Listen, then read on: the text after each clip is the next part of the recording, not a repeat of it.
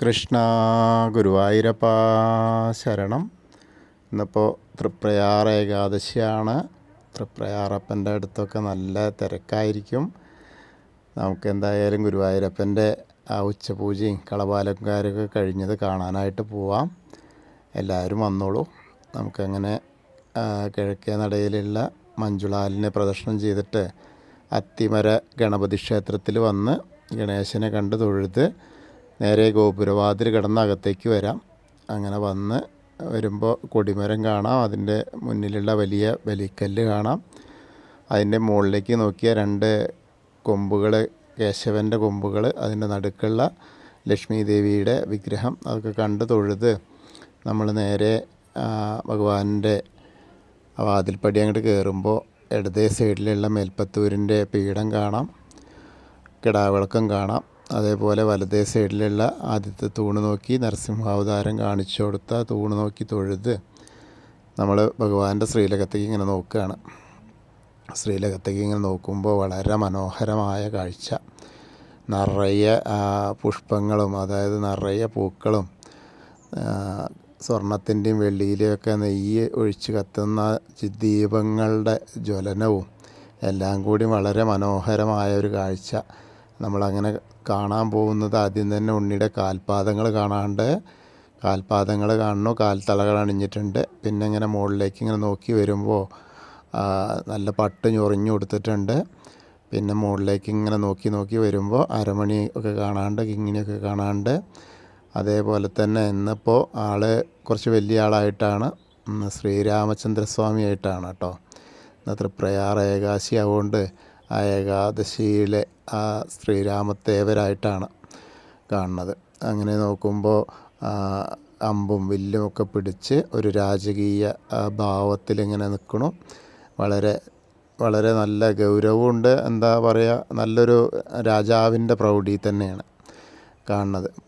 ഒരു വളയം പോലത്തെ മാല, ഒരു പതക്കം പോലത്തെ മാല, ഒരു മാങ്ങാമാലയൊക്കെ അണിഞ്ഞ്, അതേമാതിരി കൈവളകൾ കാണാണ്ട്, മുഖത്തേക്ക് ഇങ്ങനെ നോക്കിയാൽ കാതിൽ ചെവിപ്പൂക്കൾ വെച്ചിട്ടുണ്ട്. അതിൻ്റെ ഒപ്പം ഒരു ഗോപീതിലകം വെച്ചിട്ടുണ്ട്. പിന്നെ ഇങ്ങനെ ഭസ്മക്കുറി ഇട്ടണം കേട്ടോ. ഭസ്മക്കുറിയൊക്കെ ഇട്ട് ഇങ്ങനെ നിൽക്കുന്ന ആ ഒരു, അതേമാതിരി പിന്നെ നല്ലൊരു കിരീടം വെച്ചിട്ടുണ്ട്. ചന്ദനം കൊണ്ട് കിരീടം ചാർത്തിയിട്ടുണ്ട്. നല്ല രസമായിട്ട്, നല്ലൊരു വലിയ കുറച്ചൊക്കെ വലുപ്പമുണ്ട്. അങ്ങനത്തെ ഒരു രൂപത്തിലാണ്. അതേപോലെ തന്നെ അങ്ങനെ നോക്കിയാൽ മുന്നിൽ വേറെ ആളിരിക്കുന്നുണ്ട് കേട്ടോ. മുന്നിലിരിക്കുന്ന ആൾ നമ്മുടെ ഹനുമാൻ സ്വാമിയാണ്.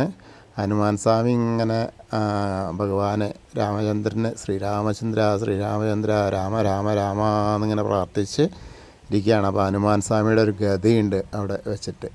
അപ്പോൾ ആ ഗദയൊക്കെ വെച്ചിട്ട് ഇങ്ങനെ ഇരിക്കുന്ന ഹനുമാൻ സ്വാമി പ്രാർത്ഥിക്കുന്ന ശ്രീരാമചന്ദ്രസ്വാമിയായിട്ടാണെന്ന് ഭഗവാൻ ശ്രീലകത്ത് ഇങ്ങനെ നിൽക്കുന്നത്. നമ്മളെ ഭക്തരെ എല്ലാവരെയും കാത്ത് അനുഗ്രഹിക്കാനായിട്ട്. ആ ഒരു കാഴ്ച വളരെ മനോഹരമായ കാഴ്ചയാണ്. അപ്പോൾ നമ്മളെല്ലാവരും ഇപ്പോൾ ഭഗവാന്റെ ശ്രീലകത്തേക്ക് നോക്കിയിട്ട് സോപാനപ്പടിയിൽ നിൽക്കുകയാണെന്നിങ്ങനെ മനസ്സുകൊണ്ട് വിചാരിക്കുക. ആ മനസ്സുകൊണ്ട് വിചാരിച്ച് തന്നെ ആ കണ്ണനെ, അതായത് നമ്മൾ ഭഗവാന്റെ ഗുരുവായൂരപ്പൻ്റെ ശ്രീലകത്തെ ചതുർബാഹുവായ വിഗ്രഹത്തിലേക്ക് നോക്കിയിട്ട് ആ ശ്രീരാമചന്ദ്രൻ സ്വാമി ആയിട്ട് ഇങ്ങനെ കാണുക. ശ്രീരാമചന്ദ്രസ്വാമി ഹനുമാനെയായിട്ട് നമുക്കും പ്രാർത്ഥിക്കാം. ഹരേ രാമ എന്നിങ്ങനെ പ്രാർത്ഥിക്കാം. ആ ഭഗവത് ഭക്തി ഒക്കെ, ആ ഹനുമാൻ്റെ ഭക്തിയും ഒക്കെ ഉള്ളതുപോലെ തന്നെ നമുക്കും ഗുരുവായൂരപ്പനെ പ്രാർത്ഥിക്കാം. അപ്പോൾ എല്ലാവരും പ്രാർത്ഥിച്ചോളൂ. അങ്ങനെ നമ്മളവിടുന്ന് ഇറങ്ങിയിട്ട് വരുമ്പോൾ അഗ്നികോണിലുള്ള ബലിക്കല്ലും അതേപോലെ തിടപ്പള്ളിയൊക്കെ നോക്കി തൊഴുത്, പിന്നെ ആലിലെ കണ്ണനെയും സപ്തമാതാക്കളെയൊക്കെ കണ്ട് തൊഴാം. പിന്നെ അങ്ങനെ വന്ന് നേരെ ഗണേശൻ്റെ അടുത്ത് വന്ന് ഗണേശനെ കണ്ട് പ്രാർത്ഥിക്കാം. അപ്പോൾ എല്ലാവരും കൂടെ പ്രാർത്ഥിച്ചോളൂ. ഏകദന്തം മഹാകായം തപ്തകാഞ്ചന സന്നിഭം ലംബോദരം വിശാലാക്ഷം വന്ദേഹം ഗണനായകം. അത് കഴിഞ്ഞ് സരസ്വതി അറയ്ക്ക് നോക്കി സരസ്വതി ദേവീനെ പ്രാർത്ഥിക്കാം.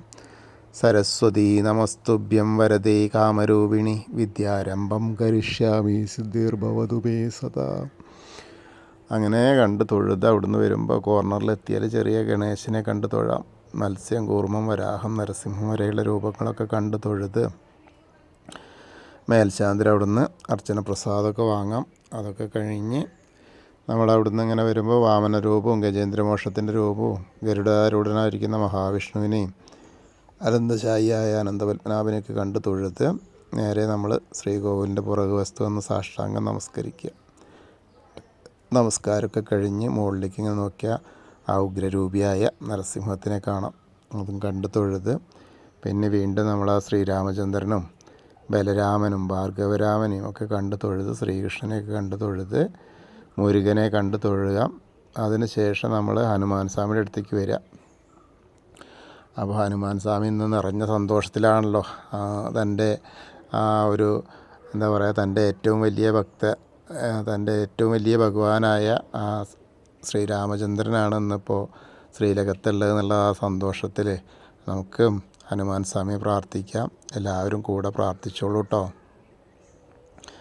ത്വമസ്മിൻ കാര്യനിര്യാഗേ പ്രമാണം ഹരിസത്തമഹനുമാൻ യജ്ഞമാസ്തായ ദുഃഖക്ഷയകരോ ഭവ മനോജവം മാരുതതുല്യവേഗം ജിതേന്ദ്രിയം ബുദ്ധിമതാം വരിഷ്ഠം വാതാത്മജം വാനരയൂഥമുഖ്യം ശ്രീരാമദൂതം ശിരസാ നമാമി. ബുദ്ധിർബലം യശോധൈര്യം നിർഭയത്വം അരോഗത അജാഡ്യം വാക്പടുത്തം ഹനുമസ്മരണാത് ഭവേത്. ഓം നമോ ഭഗവതേ ആഞ്ജനേയായ മഹാബലായ സ്വാഹ. ഹനുമാൻ സ്വാമിയെ കണ്ട് പ്രാർത്ഥിച്ച് വരുമ്പോൾ പിന്നെ നമ്മൾ കാണുന്നത് ആ രാധാകൃഷ്ണ വിഗ്രഹവും കാളിയമർദ്ദന രൂപവും വെണ്ണക്കണ്ണനെയൊക്കെ കണ്ട് തൊഴുത് അവിടെ നിന്ന് വന്ന് ഓവിൻ്റെ അവിടെ ഒന്ന് പ്രാർത്ഥിക്കാം. പിന്നീട് താമരക്കണ്ണനെ, കൽപ്പകവൃക്ഷത്തിൻ്റെ ചുവട്ടിലിരിക്കുന്ന താമരക്കണ്ണനെ കണ്ട് തൊഴുത് നമ്മുടെ കിഴക്ക് വശത്തേക്ക് മുകളിലേക്ക് ഇങ്ങനെ നോക്കിയാൽ കൊടിമരം ഇങ്ങനെ നന്നായിട്ട് വെട്ടിത്തിളങ്ങണ കാണാം. നല്ല സൂര്യൻ്റെ പ്രകാശത്തിൽ ഇങ്ങനെ നല്ല തിളക്കാം.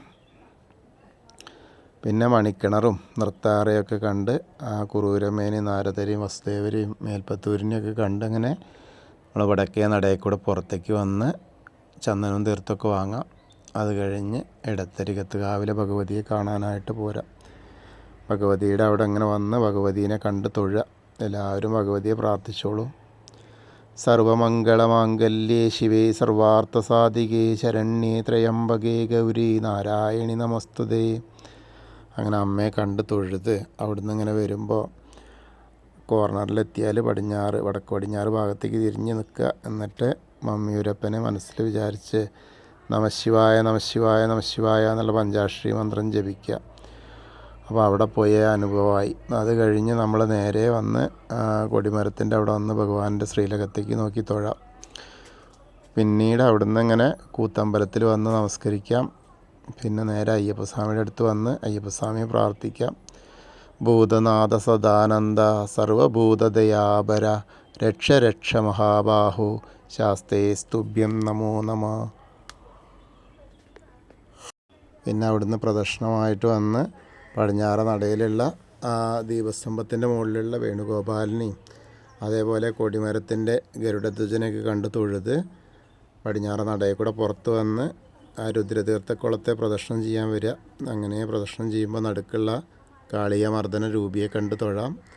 പിന്നീട് അങ്ങനെ വന്ന് നാരായണാലയത്തിൽ വന്ന് പൂന്താനം തിരുമേനി പൂജിച്ചിരുന്ന ഉണ്ണിക്കണ്ണൻ്റെ ആ വിഗ്രഹം കണ്ട് തൊഴാം. പിന്നെ അവിടുന്ന് ഇങ്ങനെ വന്ന് ഭഗവതി നടയിലും വലിയ ദീപസ്തംഭത്തിൻ്റെ അവിടെ വന്നിട്ട് ഭഗവാന്റെ ശ്രീലകത്തേക്ക് നോക്കി തൊഴുത് പ്രാർത്ഥിക്കാം. പിന്നീട് തെക്കേ നടയിൽ വന്ന് കൂവളത്തെ ഒന്ന് പ്രദക്ഷിണം ചെയ്യാം. പ്രദക്ഷിണം ചെയ്യുമ്പോൾ മഹാദേവനെയും പാർവതീദേവീനെയും ഒപ്പം മനസ്സിൽ വിചാരിക്കുക. അങ്ങനെ നമ്മൾ ഇന്നത്തെയും ഗുരുവായൂരപ്പൻ്റെ ഉച്ചപൂജയും കളഭാലങ്കാരമൊക്കെ കണ്ടു തൊഴുതു. എല്ലാവർക്കും ആ ഗുരുവായൂരപ്പൻ്റെ അനുഗ്രഹം ലഭിക്കും. കൃഷ്ണായ വാസുദേവായ ഹരയേ പരമാത്മനെ പ്രണതക്ലേശനാശായ ഗോവിന്ദായ നമോ നമഃ. ഹരേ കൃഷ്ണ. ഗുരുവായൂരപ്പാ ശരണം. എല്ലാവരുടെയും പ്രാർത്ഥനകൾ കേൾക്കണേന്ന് നമുക്ക് ഗുരുവായൂരപ്പനോട് പ്രാർത്ഥിക്കാം. ഹരേ കൃഷ്ണ.